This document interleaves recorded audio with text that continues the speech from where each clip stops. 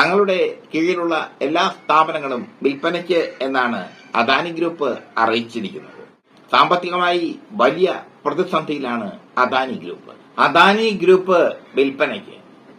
അദാനി ഗ്രൂപ്പിന്റെ കീഴിലുള്ള സ്ഥാപനങ്ങൾ എല്ലാം വിൽപ്പനയ്ക്ക്. കടത്തിന്മേൽ കടം. കടത്തിന്മേൽ കടമായ അദാനി ഗ്രൂപ്പ് വിൽപ്പനയ്ക്ക് ഒരുങ്ങുന്നു എന്ന വാർത്തയാണ് പൊളിറ്റിക്സ് കേരള പുറത്തുവിടുന്നത്. അദാനി ഗ്രൂപ്പ് മോദിയുടെ വലങ്കൈയാണ്. അദാനി മോദിയുടെ വലങ്കൈയാണ്. അദാനി ഗ്രൂപ്പിന് വേണ്ടി എന്ത് ചെറ്റത്തനം കാണിക്കാനും മോദി മടിക്കാറുമില്ല. ഏറ്റവും വിവാദമായ ബിസിനസ് ഗ്രൂപ്പാണ് അദാനി ഗ്രൂപ്പ്. പല ബാങ്കുകളിൽ നിന്ന് അവർ കടം എടുത്തിട്ടുണ്ട്. പൊതുമേഖല, സ്വകാര്യ ബാങ്കുകളിൽ നിന്നൊക്കെ അവർ കടം എടുത്തിട്ടുണ്ട്.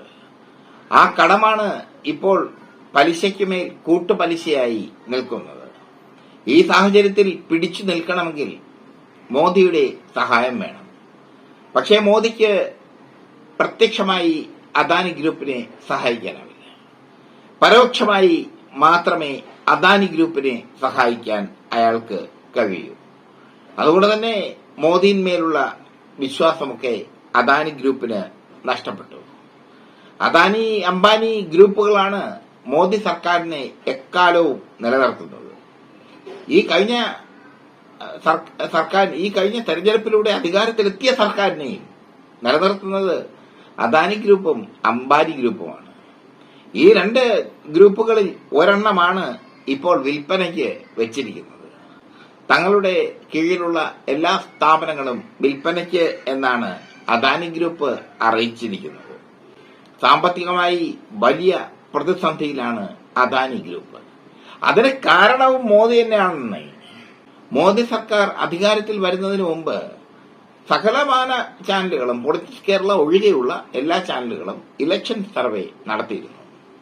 അതിൽ ഇന്ത്യ മുന്നണിക്ക് 100 സീറ്റ്, ബാക്കി 400 സീറ്റ് നേടി BJP അധികാരത്തിൽ വരും. ഇതായിരുന്നു എക്സിറ്റ് പോൾ ഫലം, എക്സിറ്റ് പോൾ സർവേ. പക്ഷേ സംഭവിച്ചത് മറ്റൊന്ന്. എക്സിറ്റ് പോൾ സർവേ പുറത്തു വന്നപ്പോൾ ഓഹരി വിപണി കുതിച്ചുയർന്നു. അദാനി ഗ്രൂപ്പിന് കോടികൾ ലാഭം കിട്ടി. പക്ഷേ എക്സിറ്റ് പോൾ ഫലം തെറ്റാണെന്ന് വന്നതോടുകൂടി അദാനി ഗ്രൂപ്പ് ആകെ മൊത്തം അങ്കലാപ്പിലായി. കിട്ടിയ കോടികൾ ഷെയർ മാർക്കറ്റിൽ അവർ ഇതിനകം മുടക്കി കഴിഞ്ഞു.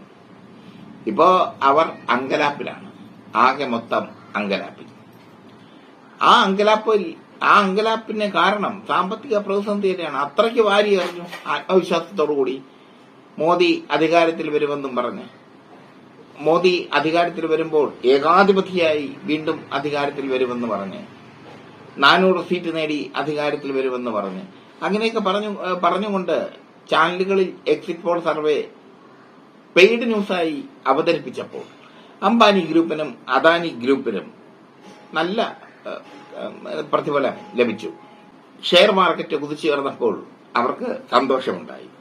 ഇപ്പോ ഓഹരികൾ തകർന്ന് തരിപ്പണമായി മാറിയിരിക്കുന്നു. ഈ ഷെയർ മാർക്കറ്റിൽ രാഷ്ട്രീയ തന്ത്രജ്ഞനുണ്ട്.